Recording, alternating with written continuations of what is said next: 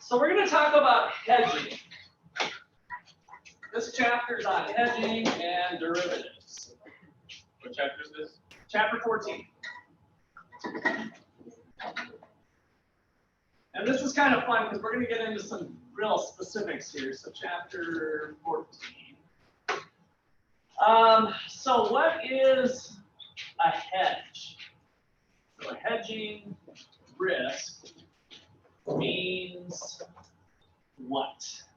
Some of you have had some other classes with your investment classes and other things. Isaac? Is it like you're trying to get ahead of this? You are, but you're specifically doing it in a way. There's a technique that you're doing to do when you do a hedge. You've done something specific. JC?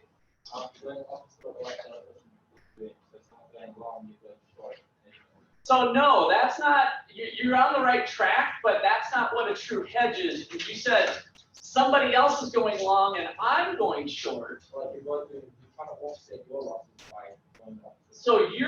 it's your investments though. So you have a long position in something, but it's risky. It comes with risk. Well, how could you mitigate that risk? Well, you can take a short position in another asset, but you're doing it for you to get rid of the risk, right? So it's not the GameStop, the Wall Street fat cats are going short, and I'm gonna jump on my computer on Robinhood and go long. So it's not you against them. It's you choosing to take an opposite position of what you currently own to mitigate risk. Does that make sense? So you're doing it to mitigate risk. So hedging risk means that an investor is taking an opposite position to minimize or mitigate. Might be a better way. Let me use the word mitigate in terms of minimize. To mitigate loss, the risk of loss.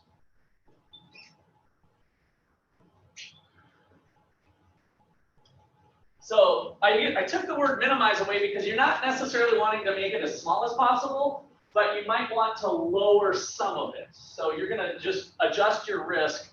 Mitigate just means to kind of dampen it or lower it or whatever. Okay, so for example, if you have a long position, which is what? If you have a long position in an asset, what does that mean? JC, you're buying? I want a little more to that, because you can buy a short position. That the price is going to go up, right? So a long position is the buy low, sell high. So if you have a long position, buy a short position also. Now the short means it's going to go down. So basically you win no matter what is what we're kind of setting up, potentially. But if you take too big a position either way, you still might end up losing, right? You can't, in some cases you can have a perfect hedge, by the way, and get rid of all the risk. We'll see some examples of that. But otherwise you can just take part of a position just to minimize some of the risk. And then of course, if you have a short position, you buy a long position in something else.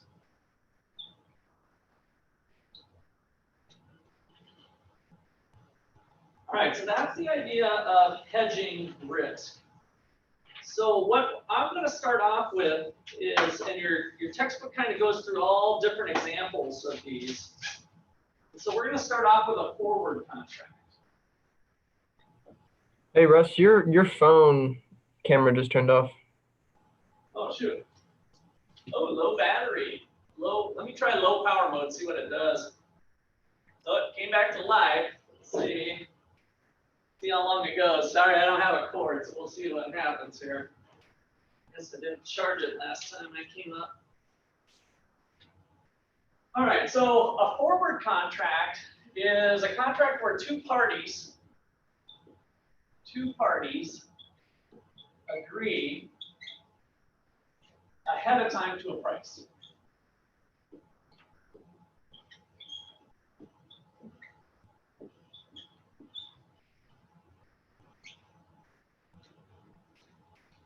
So why did they do that? Well, neither party likes the uncertainty.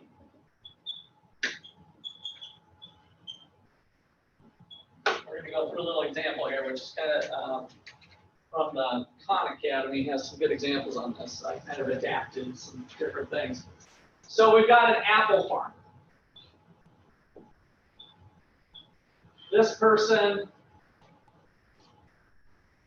farmer Ted over here, has, let's see, I don't know if that looks like an orange or an apple or a pumpkin or something, but that's an apple.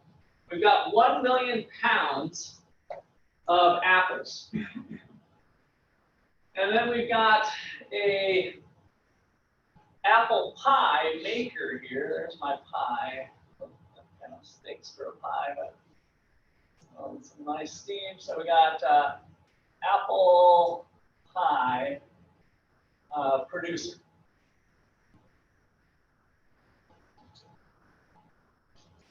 And then in the middle here, I just want to show the market. So let's say 10 cents a pound, 20 cents a pound, 30 cents a pound, 40 cents a pound, whatever. And so this is the price of apples. And this is the movement in the apple market over time. And so these guys have been doing business for a long time, and sometimes prices are up, sometimes prices are down. So the market looks something like that. Right, typical picture of watching prices over time. So these two are like, you know, it's great when prices are high. Who likes the market here? The farmer or the apple pie company? Who likes high prices? The farmer, right? So that's great. And of course, the apple pie producer takes a bath. But when prices are low, the apple pie producer likes that, but the farmer doesn't like it. So they're like, why do we do this? Why don't we negotiate something ahead of time? I'll agree to give you 1 million apples. And let's say the two negotiate that, well, on average, it always seems to be around 20 cents. How does 20 cents sound? And so we're going to make a forward contract at 20 cents. So down here, let's put the forward contract.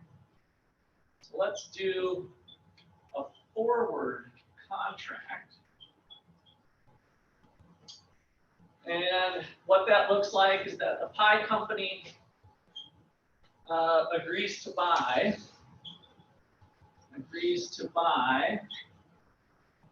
1 million pounds of apples from the farmer at 20 cents a pound.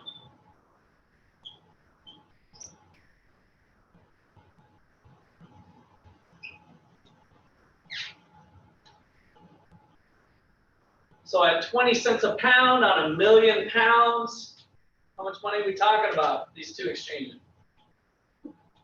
200,000. So that implies a $200,000 futures contract.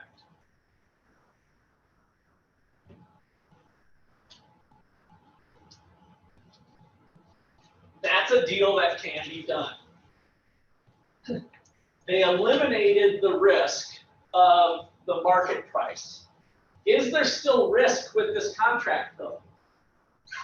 What sort of risk still exists? Transaction cost or like opportunity cost, because the market rate at that time when they get to that period could be higher or lower than what your cost is. So you could be getting the apples at a premium or at a discount. So that would be kind of a hindsight 2020 thing, Luke.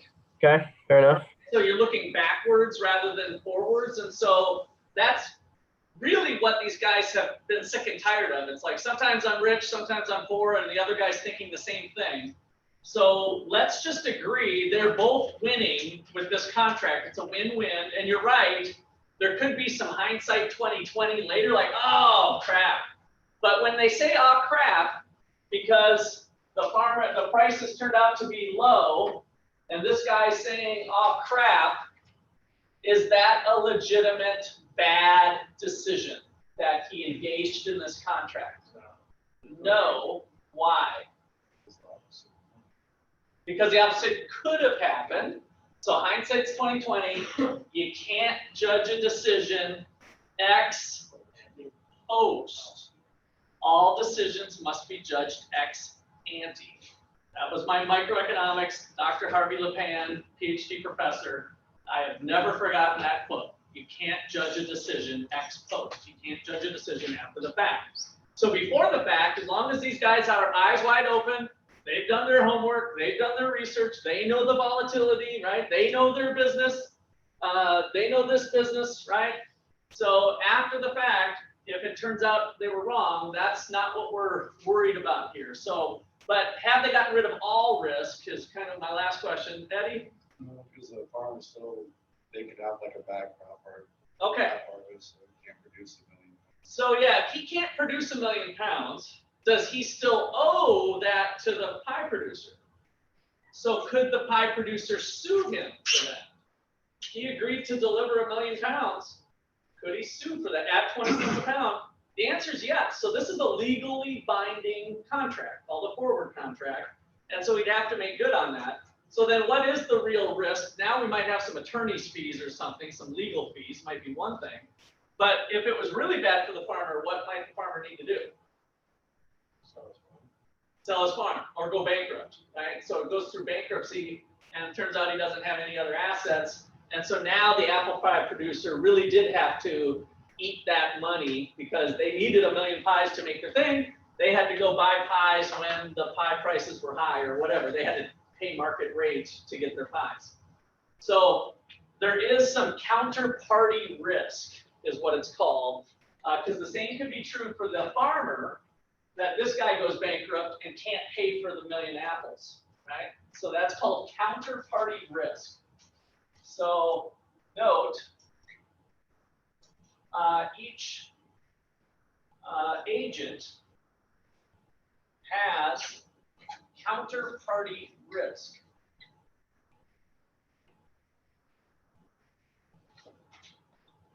Counterparty risk. So that could be bankruptcy, natural disaster, crop gets wiped out due to straight line winds or whatever, natural disaster. And again, they still might have a rightful claim against them. Lack of liquidity, so for other reasons, they don't have money to make the deal good at the end. So that's all called counterparty risk.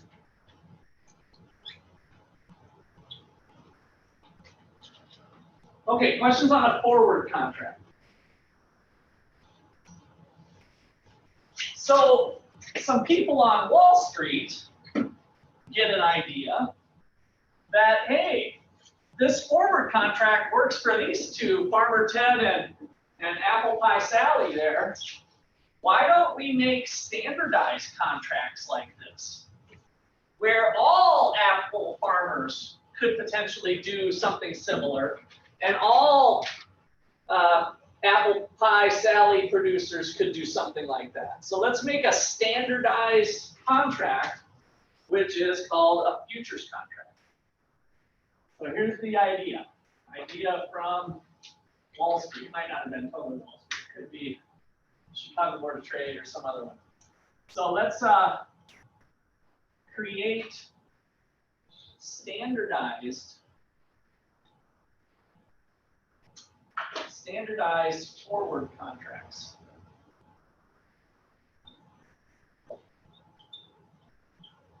Standardized forward contracts. These are futures.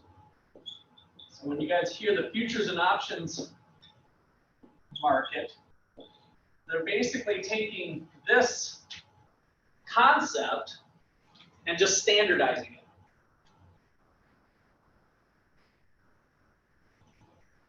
So that allows farmer A and farmer B want to participate in this thing.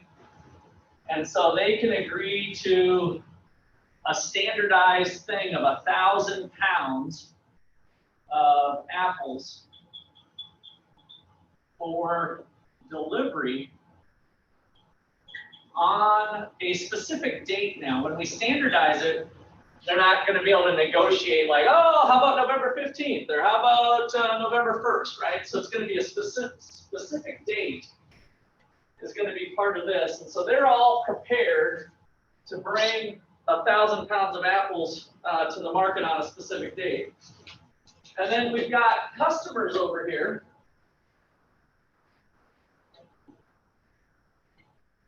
So customers A and customer B, and they're wanting to do that deal. And so they're willing to pay a broker in the middle. So here is the futures broker.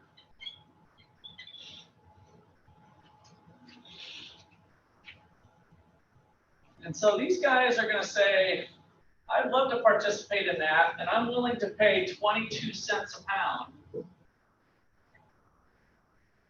for the apples. And these guys over here have agreed to deliver it, and they'll take the 20 cents a pound. So when they bought the futures contract, they bought it saying, I will deliver 1,000 pounds at 20 cents a pound on November 15th. That's what they agreed to do. And then this broker is going to do the deal, and they get a little bit of profit because they're taking on the risk. So for a profit of 2 cents here,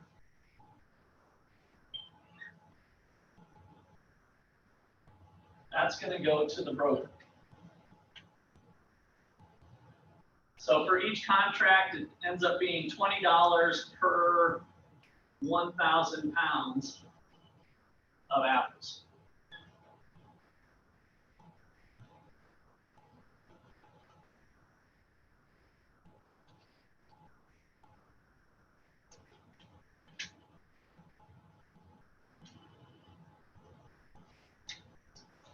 Okay, questions on that? So notice that there's still real product being delivered at this level. This is not like all of financial instruments. We're going to get into other examples where it's financial assets that are having these plays on it. But here we've got real apples, right? And so commodities markets and other goods, so pork bellies and grain, corn, all of that being traded on the Chicago Board of Trade is where the futures markets are. Is real product potentially being delivered back and forth. And that allows these guys to eliminate risk. Now, the farmer knows that they're going to get the 20 cents a pound. These guys know that they can buy it at 22 cents a pound, and they just buy these futures contracts. Okay, questions or comments there? You guys seen that before? Is this review for some of you? I know some of you haven't. Some of you are. Okay, so that is that one. So now, how do we keep things straight with the broker if prices start to fall or go up? So as Luke pointed out, we are going to feel a little bit of regret, whether it's a good feeling or not, after the fact when the prices adjust. And so the second thing we want to look at is margin requirements. JC? Yeah, so they're going to pay, the premiums, that's when we get into options. So that'll be the premium part. We're not there yet. So there's a number of things we will want to kind of keep it in the right box. So this here is just the futures contract. And so now let's look at margin requirements. We talked about margins a little bit with the GameStop example. What is GameStop at, by the way? Is it under 50? Yeah, I didn't know it's good for a class. What's that? No, that's the. I figured one of you had the answer. So around $50. It was like $43 this morning.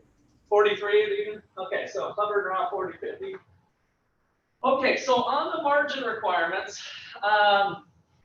you're basically going to have to keep an account with your broker and make adjustments to it depending on what's happening with the market. So we can see how that's going to work here with our example. So let's say that you have an initial margin of $20. So you've got a margin requirement of $20. So basically the broker wants you to keep $20 in an account, and there's going to be a maintenance margin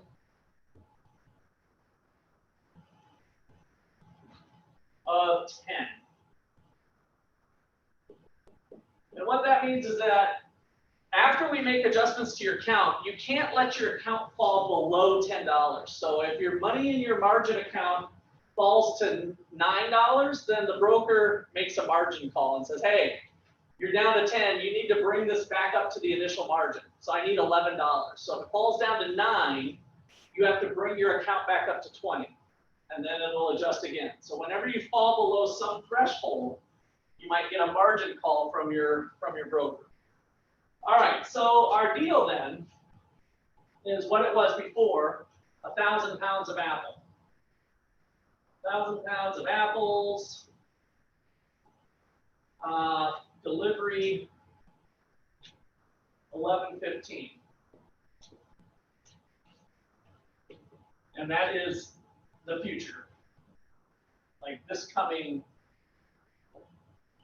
November, you're going to deliver that. All right, so then we're going to kind of put our seller and our buyer and our broker in different columns here. So we got the seller, and we got the buyer, and then we've got the futures contract price. Futures contract delivery price.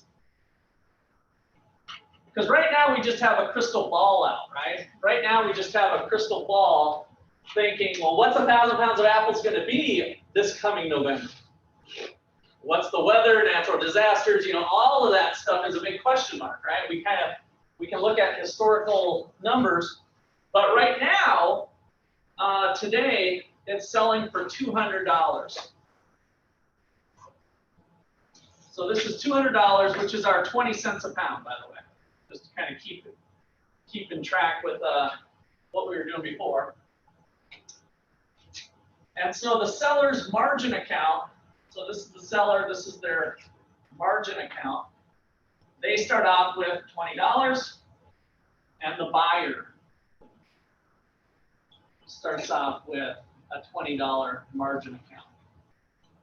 So this is the starting place for this transaction, with the broker helping to facilitate this futures contract. So this is day one or whatever. Day one.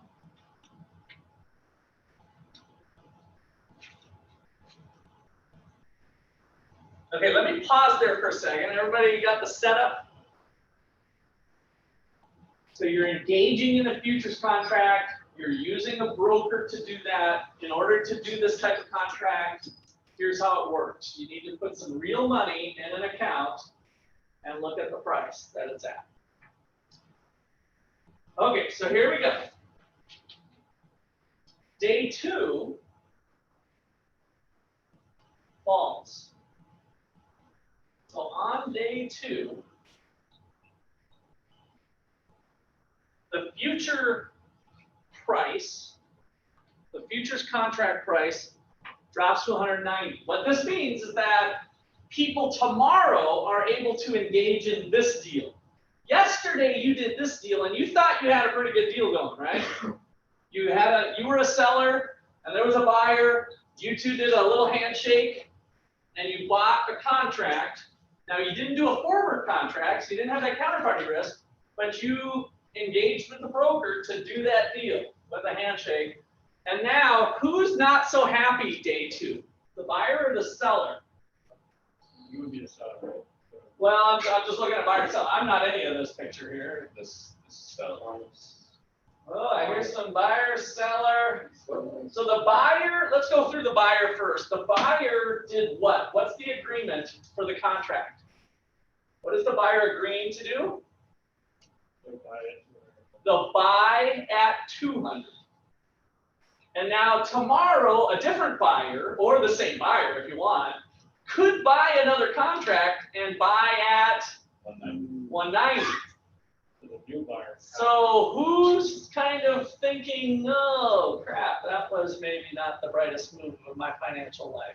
The buyer, right? The seller, on the other hand, the seller said, hey, I'll bring you 1,000 pounds of apples. If I get 200 bucks, I'll do that deal, right? And so now the seller of the contract is now getting the 190. Is that good or bad? Looks like the price is lower. Well, they're getting 200. The market price is going to be 190. Was it good to still sell at 200? Yeah. So they agreed to this, but the market looks like it's going down. It's like, yes, I made it, right? I made the right choice this time. Okay, so now we need to do a margin move. And so what's going to happen by contract with the broker in the fine print is that your margin amount, I guess I'll still go 20.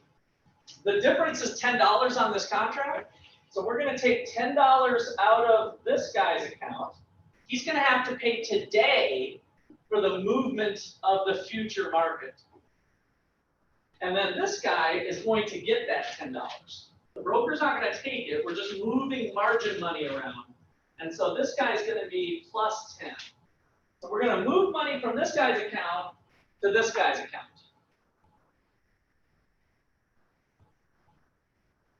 So let's go to day 3. So now we're at 185. So again, the buyer moved again by the $5 this time. We're going to take $5 from the buyer's account and move it to the seller's account with that movement. So let's just put a little note here. Note, buyer has regret. Still might have been a good decision, but buyer has regret with price moving down and margin adjust to reflect that. Remember, that was his money. So he's paying the $10 as we approach the delivery date. Now, what does he have to do? What's his phone call that's coming that he's dreading at the close of the bell? You got to pay 15 bucks. So this now is going to trigger a margin call. So now this guy needs to add $15 to bring it back up to 20 for the margin call. So this is the margin call. You do that over more than $15, you buy multiple of these. What's that? So when you buy multiple of these, you get the price. Yeah, if you're dropping below, then you're going to have to keep making up these margins depending on what the volatility. Now, if tomorrow the price goes back up to 200, like if it just jumps up to 200 out of nowhere, right? Then is he still okay with his margin? Yeah, it's going to drop from 35 to 20. That $15 is going to go back to this guy. Now he's going to have 20 because he put it in. But now he's going to get that extra 15 and he's going to have 35 sitting in his account. And so that would allow the fluctuation in the opposite direction to happen as well. Isaac. So I guess this is what I've always wondered about futures markets. Are they like, can these be calculated calculated, or is it mostly just kind of like a gamble?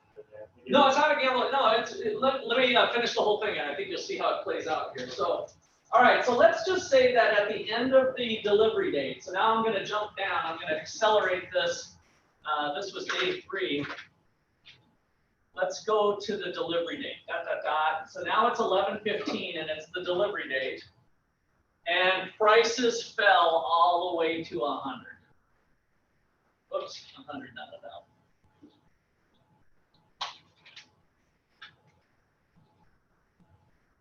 1,000. So prices fell all the way to 100.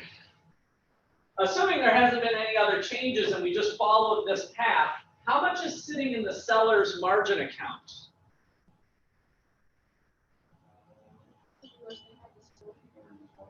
120. Eddie's got it. Why 120?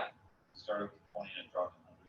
Yeah, started with 20. All this was differences on the price as you went down. So, and again, it could have went up and down over time. We don't really care, but we're saying at the delivery date, it ended up being 100, which means that this guy is sitting with 120 in his account, in his margin account.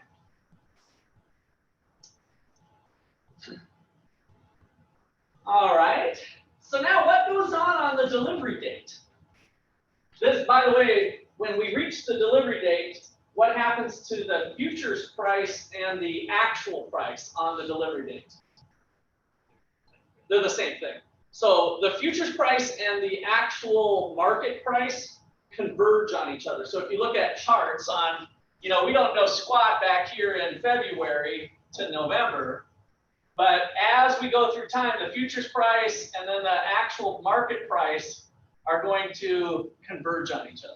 And they're going to be equal to each other on day 1, because it's like, well, what would you have for a futures contract? Well, if you buy it right now and sell it right now, it's the market price, right? So it converges to the market price.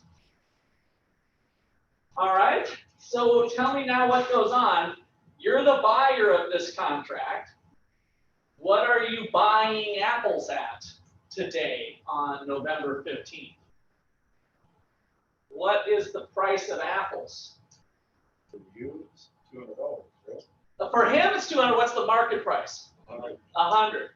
So the buyer really does want apples for their apple pie company, right? And so they're just going to go buy apples at the market price of 100. And these guys are delivering apples at the price of 100. But how much did they effectively make over the course of this contract? 120. No, not 120, not 100. What did they effectively get? I said the word make. Maybe that's not quite the right word, but what did they effectively sell their apples for? The sellers. Once we reach this date, what did they effectively get for their apples by engaging in this contract? Not 100. $20. 200, right? Mm-hmm. Yeah. Luke, what? No, you're good. I said something wrong, so it's okay. We started with 20. Whose money was this? Your money or the broker's money? Or the seller or the buyer's money? So, It was the seller's money. It was their money. So when it grew to 120, they now have their own money of 100. And then they were able to sell their apples for how much? 100, the actual price. I know it's kind of confusing with the language here, but so they made $100 in their margin account because somebody over here wanted to do that deal way back on day 1 of the contract, and they have basically funded that difference so that now your margin account with the broker has 120. Oh, so they wait to sell it. So You wait to sell it until November. That's the deal. They're growing apples. They're not even ripe when we do it in February, right? So the apples aren't even ready to be picked. We just know that every year we've been doing this, I can provide 1,000 pounds of apples to the market. So at the end of the day, I'll summarize this here on the board too. The buyer or the seller is going to sell their apples. Their actual 1,000 pounds of apples are going to be sold for $100, but they made the extra 100 here. So if you look at it as a package, they got 200 for their apples, which is exactly what they agreed to. Same thing over here. The buyer is going to buy cheap apples on November 15th, but along the way through margin calls, they effectively paid 200 for those apples, not just the market price of 100. JC? So let's say when we enter buy the apple that they can deliver, right, well, we deliver from the get what you look at. We don't interact with the whole thing, we just buy it on. The buyer agreed to this futures contract back here. So the contract was initiated on day one. If they could go back and relive history and have a crystal ball, that's what you're saying. Yeah, they would have loved to buy it. No, this actually don't enter something they enter later on. Yeah, but that's all hindsight 2020. In February, this guy thought 200 was a good price. This guy thought 200 was a good price. They entered a contract. There's no way you buy every time with the same buyer. Same buy, yeah. If you're on that contract, so you might be getting into something where, like, could this guy dump the contract and take a loss? Sure, yeah, he can dump the contract, and that's where we get into the nice thing about futures contracts is that these guys can cut their losses. I think is what you're saying if they want to. Yeah, you could dump your contract because now what the market is saying is that somebody out there is willing to do this deal that day. On day 3, somebody's willing to pay 185, somebody's willing to sell 185. And if you want to be one of those people, you can and cut your losses. That's what JC's saying. You could cut your losses and take your losses here rather than waiting until all the way to the end of the contract. And that's actually where it's different than the, now you're kind of bringing up the benefits of having a standardized futures contracts as opposed to the forward market. With the forward market, you were locked in. You couldn't cut your losses early. That was the contract. You agreed, Apple Pie Sally and Farmer Ted agreed to this deal, and you're going to get sued if neither one does it. That's going all the way to the contract date, not just here. So the market system allows more liquidity and fluidity of people going in and out to facilitate their business. Okay, any other questions or comments so far? Will the buyer typically be upset that he could have gotten it for 100? Of course. He had waited. Well, I say of course. You know, if they're savvy enough and understand they've taken higher levels of even undergraduate finance, they know exactly what they did, right? And they might have been doing this to hedge some other position that they had in something else, right? So maybe they're in the high crust business or I don't know, you know, peach business or something, and so they wanted to lock in the 200. And so because they lost here in hindsight, they actually gained in another market. That would be the example of a hedge. And if the price had like gone up, they would have it would have been even better for them. Yeah, then it would have been better, right? We could tell this opposite story, you guys. So if this price goes from 200 to 210 to 220 and then up to 300, this money's just whoop, swapping places, right? Now this guy's making the margin calls, and now we get down and it's 300 at the end of the day instead of 200. And so the buyer has that much more money sitting in their margin account. And they're still buying the apples at 300, but really they have an extra $100 here, so they effectively paid 200. So the money's just kind of trading hands. You're getting rid of that price risk. On day one, both parties have gotten rid of that risk. JC? So the way you know that someone would buy that for 190 to 200 is by another transaction between a different seller and buyer. Was it? Yeah, you mean if they wanted to offset some of their risk? How do you know that the buyer would pay 190 instead of 200? How do you know it's going down? This is market prices. This is opening up Google and say, what is Apple selling at today? So as we move through time, you've got thousands of Apple sellers and thousands of Apple buyers that are engaging in these contracts. And so they're just bidding it up, and so you just pick one up. Okay, so let's summarize the deal here. So on delivery date,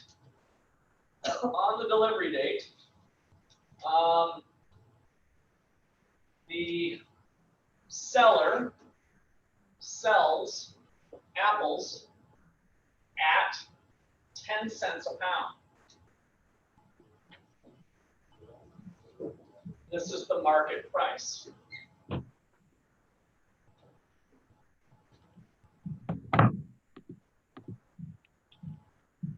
So that means they're going to have $100 worth of revenue from the sale. That is just 10 cents a pound times 5,000 pounds. So they're going to have revenue of $100 from the sales of apples, and then they have $100 in the margin account. That was the increase in the margin account. So at the end of the day, what the seller gets is effectively $200 for their apples.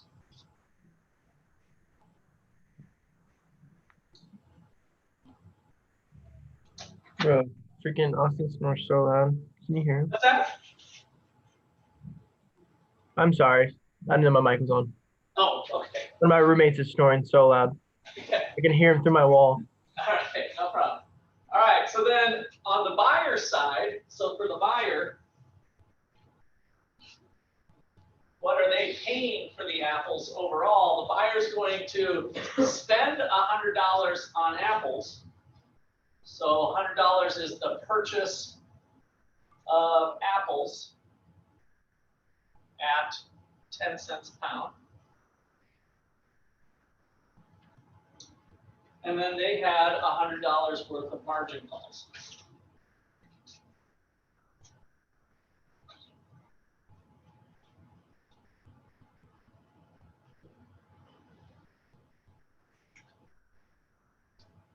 And so that ends up being $200. So we ended right where we started, that the buyer is paying $200, the seller's getting $200. And then we've got the broker kind of helping facilitate that. Now, we kind of kept the numbers easy, bear in mind. In reality, we would have been dealing with this 22 cents and 20 cents so that the broker gets their little commission, the profit. But just to keep the numbers easy, we kind of just went back and forth.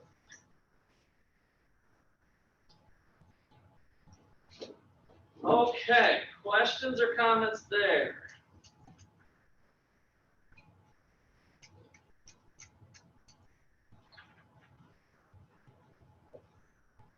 All right.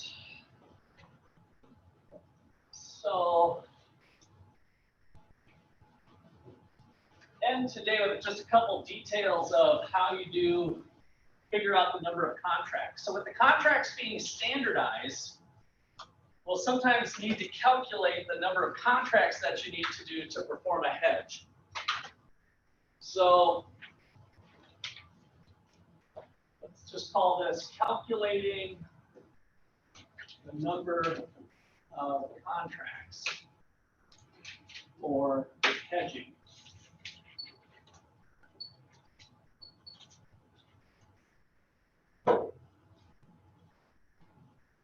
So, in fact, let me just give the way the textbook does this. NC equals VA over VC. And then we'll just define those things.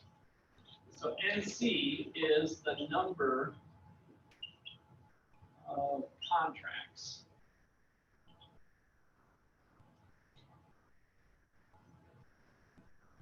And the reason this is going on is here we have, I'll just put in parentheses, we have these standardized sizes is why this issue comes up. It's like you can't just go out and buy, I want to buy $1.563 million worth of contracts. You can't do it, right? Because they're all standardized in equal increments. So then the VA is the value of the asset. So it might be what you're trying to hedge or the number that you're trying to do. And then VC is the value of the contract. And this is the standardized value. So this is where it kind of gets confusing if you don't understand the standardization part.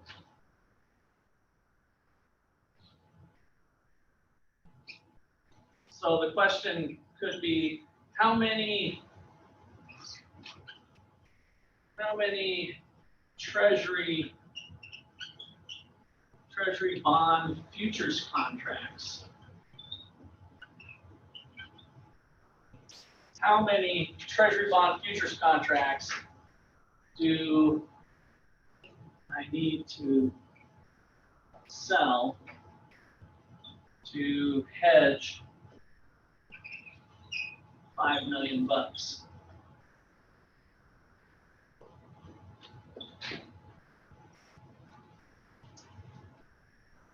So then we just plug and chug. NC equals the value of the assets I'm trying to hedge is 5 million. And I have, sorry, I should have added in the $100,000 treasury bond contracts, 100K treasury bond contracts. So the treasury bond contracts are done in $100,000 increments, which means I need to buy 50 contracts.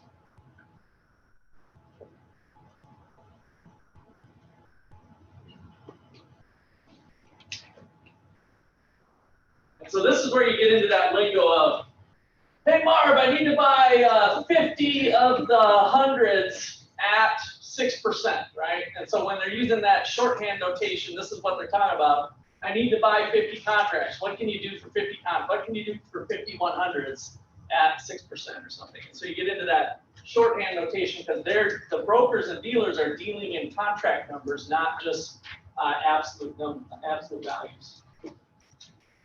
Okay, that looks like a good spot to start